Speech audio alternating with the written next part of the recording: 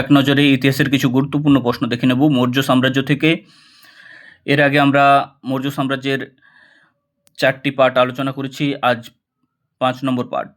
প্রথম প্রশ্ন, অশোক কাকে বারবার পাহাড়ের লোমাস ঋষি গুহা গয়ার নিকট দান করেছিলেন? উত্তর হয়ে যাবে আজবিক সন্ন্যাসীদের।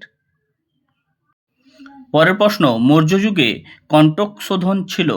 উত্তর হয়ে যাবে ফৌজদারি বিচারালয়। এর পরের প্রশ্ন, Ashoka and decline of the Mauryas বইটির লেখককে? উত্তর হয়ে যাবে রমিলা থাপার। এর পরের প্রশ্ন, অশোকের কান্দাহার লিপি লেখা হয়েছিল যে ভাষায়? উত্তর হয়ে যাবে গ্রিক ও অ্যারামীয়।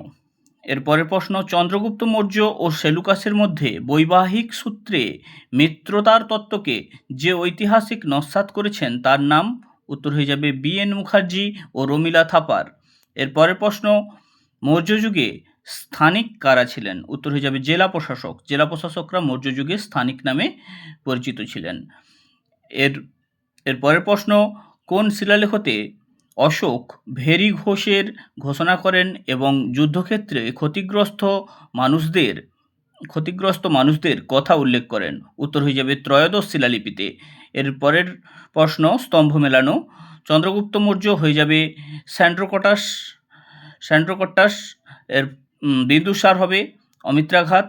অশোক হয়ে যাবে প্রিয়দর্শী এবং চাণক্য সোজাসুজি হয়ে যাবে বিষ্ণুগুপ্ত। Thank you. ভিডিওটি যদি ভালো লেগে থাকে তাহলে চ্যানেলটি সাবস্ক্রাইব করে আমাদের পাশে থাকো এমন আরও ভিডিও পাওয়ার জন্য।